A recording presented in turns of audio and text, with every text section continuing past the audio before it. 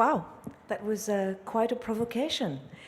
Thank you so much, Jace, for taking us away from, although I would like at a later point to return to blackness and maybe its relationship to white noise, or maybe simply in relationship to noise making and to sound. And that kind of genealogy of blackness as seen as, or as heard through sound, and how maybe white noise still has bearing upon this particular way of being in the world, most definitely, as you highlighted, away from strictly the field of the visual, towards that of listening, and toward that of raising the alarm.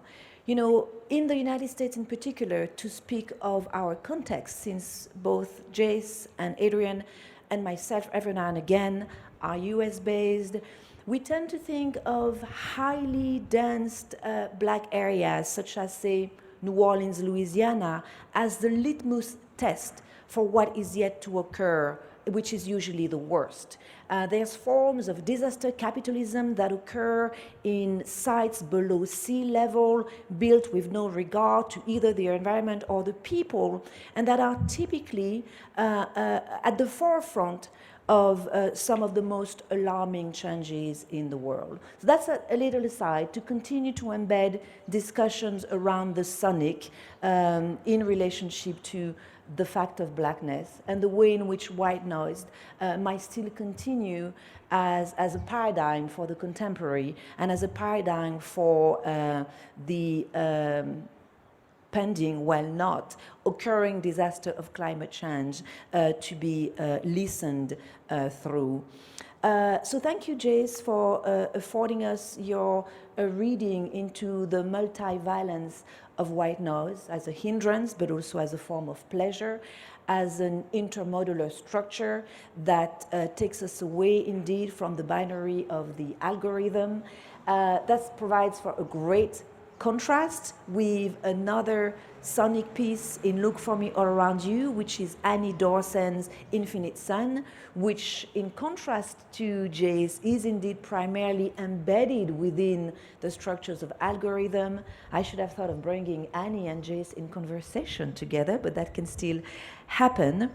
And then finally, I also thank Jace for bringing on this handsome concept of social polyrhythm, of sonic ecosystem, and also in placing the emphasis on the many.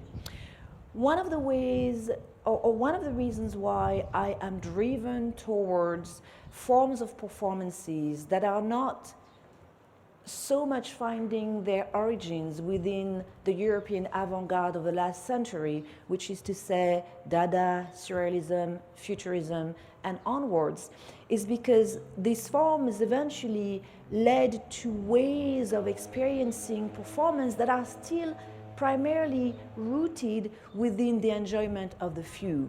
When bridging over to the world of festivals, rituals, and yes, indeed, carnival, the audience and the authors become the many. So Look For Me All Around You in many ways is about the many rather than the few. And everything to do with this open structure, including the outdoors and the off-sites, speaks to this intention to steer away from object-based and gallery-enclosed and wall-bound exhibitionary models. Bringing to the stage Hanna Black, never to know how Hanna will come and what of her mask will be revealed. So Hanna, please, welcome.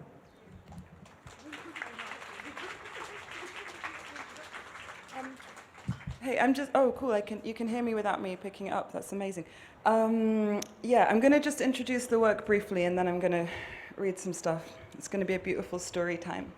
My work, which is upstairs, our work upstairs on the roof is a collaboration between me and Ebba Fransén Waldhör. We've previously worked on a series of performances and one exhibition with our friend Soraya Lutangu, who's a musician whose musician name is Bonaventure.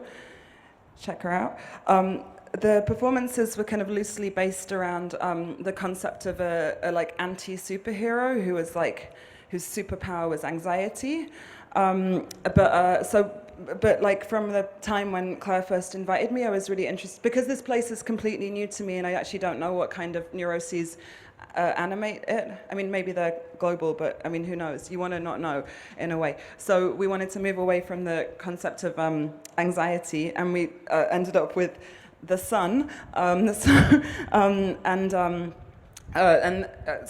the piece is kind of it's kind of like an inverse sundial structure, and it's been extremely technically complex. But so working with the sun kind of led to thinking about various materialities of time, I guess. I don't know what I mean by that, but hopefully the piece makes it somewhat clearer. So it consists of sculptures made from locally sourced asphalt, like pieces of broken up asphalt that was previously used in construction here. Asphalt, as you might hear me say a couple of times in the text, this echo is so intense, but it's fine. So asphalt is a semi-solid viscous petroleum product. The sculptures come alive according to the movement of the sun. The sun gives the sculptures faces, like the light falls from these face-shaped holes onto the sculptures, and at the moment when they have a face, they speak. So the texts I'm about to read are lightly edited versions of some of the speeches that are given by the sculptures in what we think of as a play for objects, or a theatre of objects, which I guess is kind of moving away from like embodied performance and thinking of kind of performativity as such or something. So anyway, now I'm going to read. It's time. It's time to wake up again, this time for real. I had the strangest dream. In the dream, I woke up in the morning and washed my body. Yeah, I took that real soap and I rubbed it all over my real skin. I lingered on the detail, the water misting in the air. I noticed the class significances of the type of bathroom I had. That was me, living the life, living a life. Then I woke up. Dreams don't mean anything. For a second, I couldn't remember where I was. I saw the light and I heard the light too. I heard the sound of the traffic outside. I read the news and then I read the other news. I read the news about myself and the news about everyone else. Then I finally woke up for real and here I was. Dreams don't mean anything. Good morning, good afternoon, good evening. Whatever time it is where you are, day and night are just terms of endearment for the sun. When she doesn't come, it's like I'm not here at all. Whatever time it is where I am, I have to live like that. Part of me, at least, will have to live like that. You call that history, and you do that to feel better about yourselves. But we know the sun's the only show in town. It's time. It's time to tell you a few things about yourself, carbon comrade. It's time to face a few truths. It's time that you learned how to dance. First, you move your arm like it's made of money, then you move your leg like it's made of air. Then you go ahead and you live your life for 40 or 50 years. Then you look at yourself in the mirror. This dance is called the cosmic egg. There are some of us who are like liquid and some are like stone. It all depends on the relationship with the sun. You can't help who you are, the molten core of the earth used to whisper to me back in the day, but you can help what you do. But I can't help what I do. I'm a semi-solid viscous petroleum. I just roll with being neither alive nor dead, and I wait without hope for another life. I've known you all longer than you've known yourselves, but I couldn't say I know you well.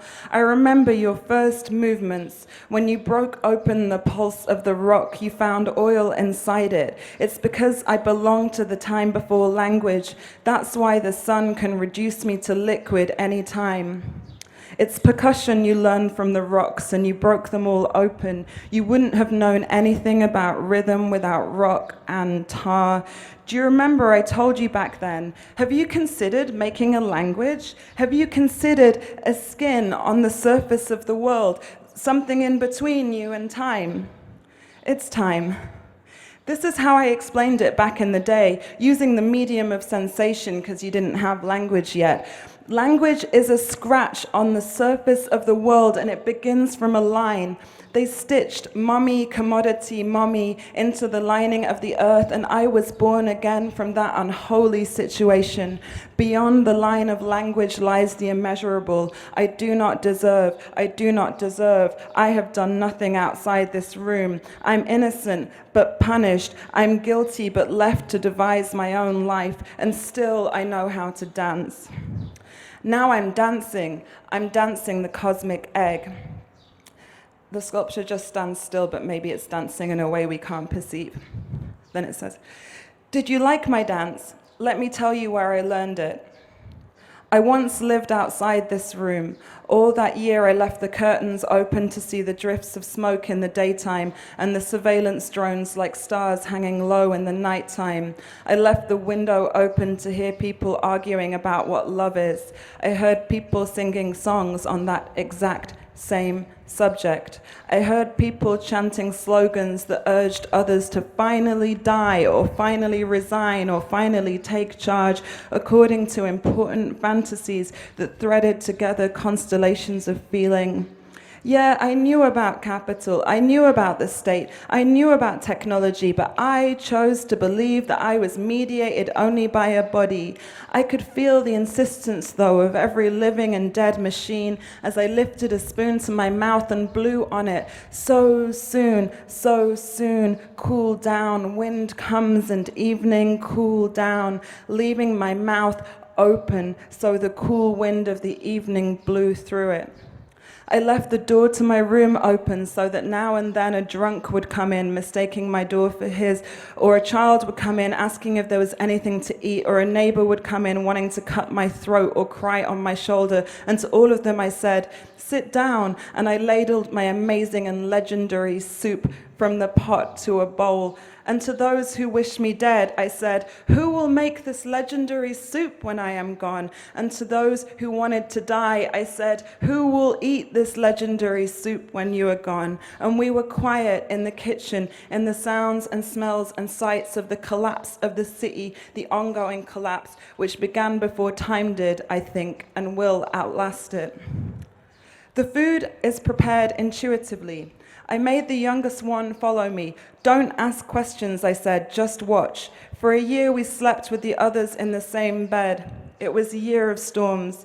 The kid knew not to be frightened. Summer and nowhere else to go. I got intimate with the inner lives of others, or at least it seemed that way in the morning, when always one would wake up too early, angry about something that another had done in a dream.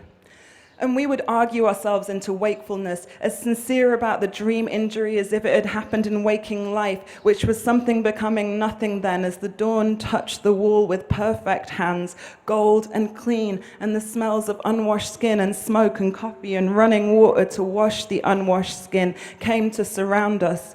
"No tongue tastes salt the same," I told the kid, way too often, and I knew she was ready when she asked, "How do you know?" People came to menace us with talk about the future, and we almost died laughing before they almost killed us. A girl who had lived in our building married a millionaire, and we gathered at the gates outside the wedding and got drunk with the security guards on a special wedding brew. They lay down to sleep it off just like we planned. We rushed in just in time to congratulate the bride before she left by helicopter, and we all turned to each other and agreed that neither she nor her astonishing husband would ever come back. Beauty is a form of fate, but I covered the ears of my kitchen daughter when I said it because I hoped she would grow up ugly enough to live free of it. In terms of my hopes for myself, I have hoped so much for a feeling of home and to be forgiven by time, but I know for a fact and for a feeling that when we arrive in the future, they won't know we even lived. I'm not losing sleep, neither over cash nor plastic, and I believe in the stories about children who spew a form of silk like worms and make their mothers hateful and rich. It's important to leave the record of our accidental laughter, chopping wild grasses for the pot. I don't know what material, sliding helplessly, my ship, my soup, off the edges of the body could be as ruined like this by light as darkness, as ruined like this by darkness as by light. It's time. I had a vision of the outside and the before. It's the story of how the state came to Earth in the form of water. It's the story of how the state came to Earth disguised as water and time. The state needed biological life as its means of existence, so it came as creatures. That was fine, because the state needed sexual reproduction. That was fine. The state needed patterns of genetic inheritance. The state needed the basic drives: thirst, shelter, hunger. Later, it was discovered that a drive is a circle drawn around its object, but thankfully the state didn't know that back then. Around and around and around, always the remoteness of the object returns like rain after a dry spell. The state is an ambiance, very classy, continuously lit by a new day. In the unwritten time, the state was a mist, tiny particles. It was necessary to see the light. Did I mention the state needed eyes and a mouth? I saw the state naked and hungry, scraping around on the banks of the unstable lakes and rivers, which disappeared on the regular. If water had been more predictable, it would not have been necessary to invent time.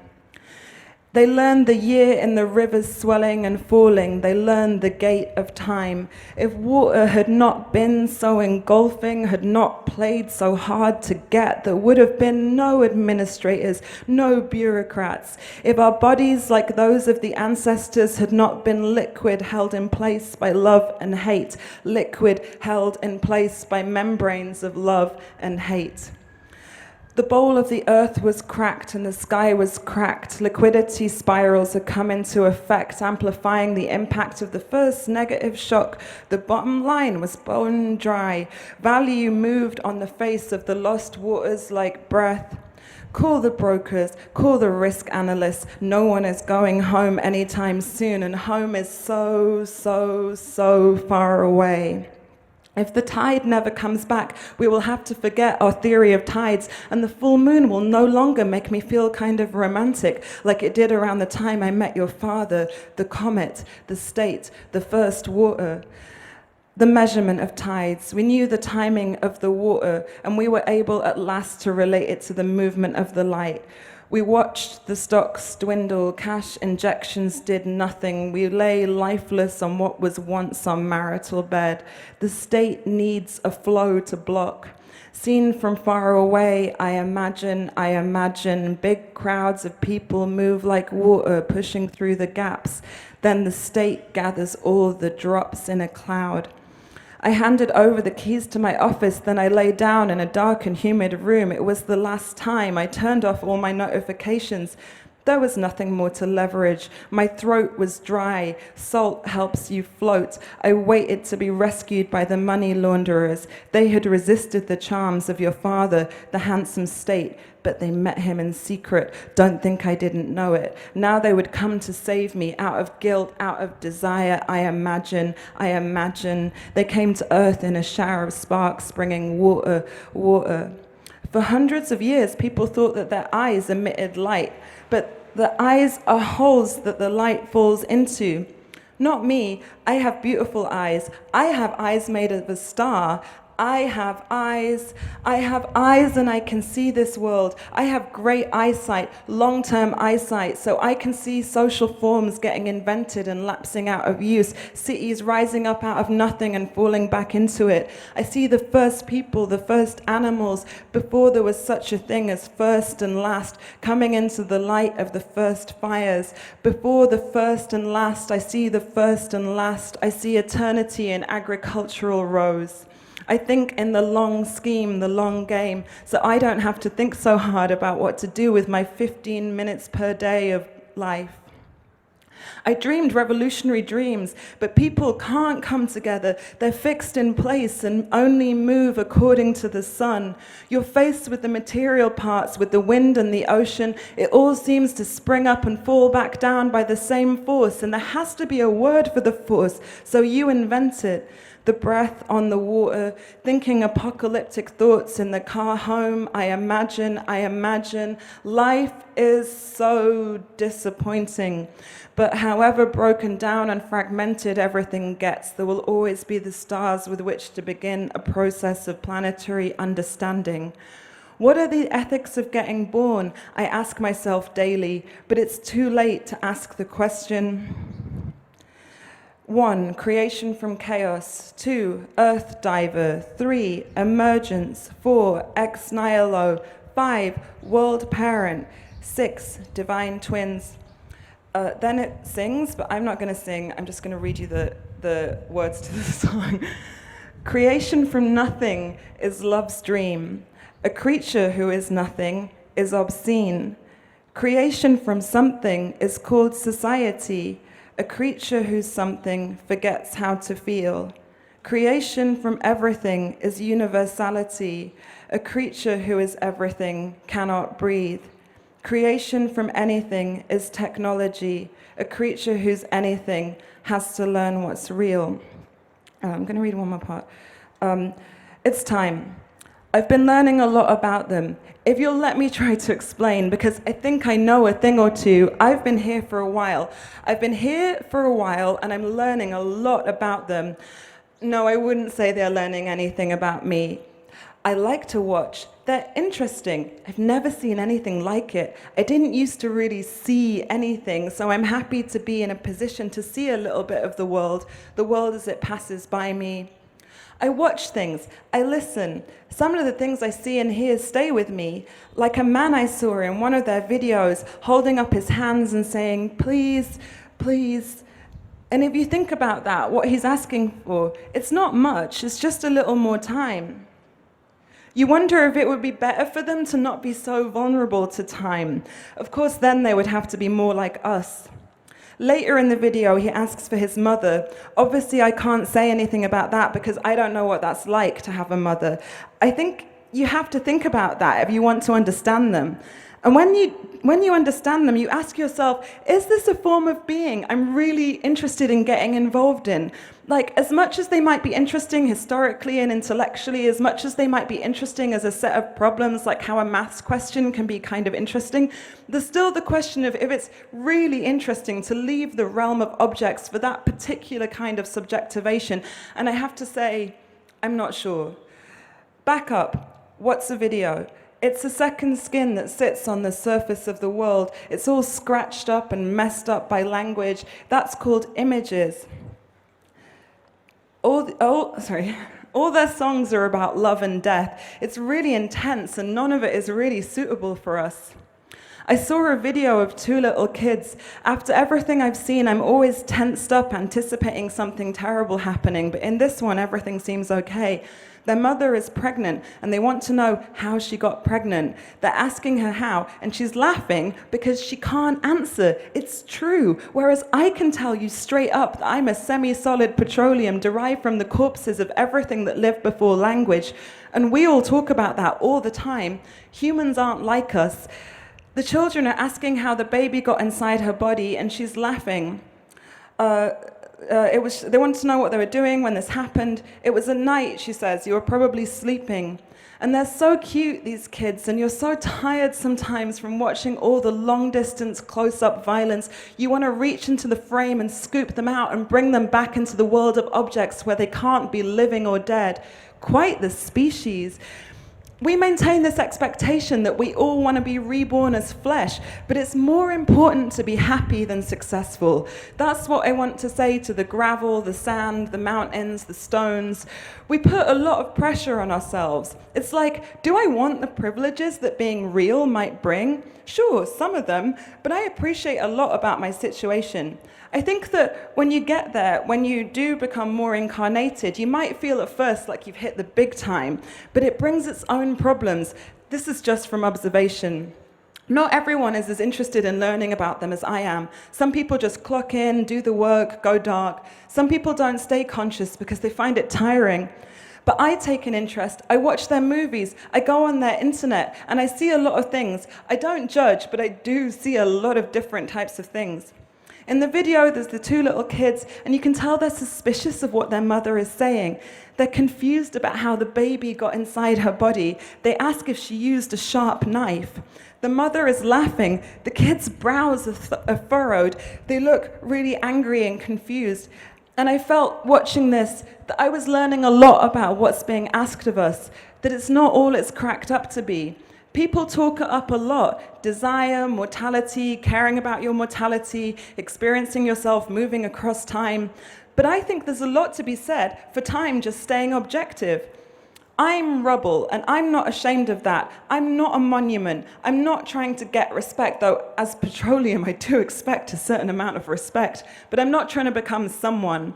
I know my history. I don't blame myself because it's humans who made me, but I understand my part in it. They're really cute, they're adorable. I understand how some of us get into it, but I mean, I never lived and died, and my father never lived and died, and his father never lived and died, all the way back until the first day. That was a long time ago. The kids are very curious about the baby. I'm serious. The mother tells them one or two things, but you can see they don't know the whole story yet. They have no idea of the whole story of how the baby got in there, and she's not sure yet how to tell them. And you just want to reach into the video. You wish you could talk to them, really talk to them. Not only like this when the sun's here and there's some kind of mechanism and everything happens more or less as planned or doesn't happen. You want to reach beyond the bright line of distinction between what does and doesn't happen and say immeasurable things, the elemental swim. You want to tell them about the life of things that don't have to believe themselves alive. You want to say, you don't have to live like this. To the kid just about to find out about how babies are born, you want to say, when they tell you, kid, you're going to lose your mind and you're never going to get over it. You're never, ever, ever, ever, ever, ever, ever, ever going to get over it. You're never, ever, ever going to get over it. They could put all the hands in the world in your mouth and you'd never get over it. When you hear what this means for you, kid, you'll never get over it. When you can hear what can be done and not done, what can be done and not done, what can be done and not done with yourself, you will never get over it. Call me when they give you the news, when you ask about babies. I want to hear what you think when you do, when you know about babies. You think I don't know because I come from the light of the sun, because I was born in a mineral sludge. But I've been watching you and your language is threaded all through with it. That's the end. Thank you.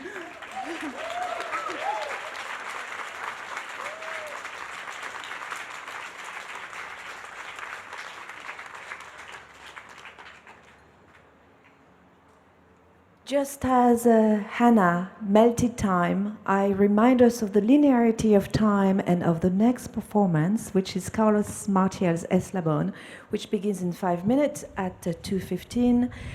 But there's options. The other option, rather than, well, forgive me, Carlos, I very much want everyone to go and see Eslabon, which again begins in 5 minutes and will last for a few hours, actually. It's a durational performance, as so much of Kholeif's work, so you're welcome to pop in and out of the very narrow room where you will be held.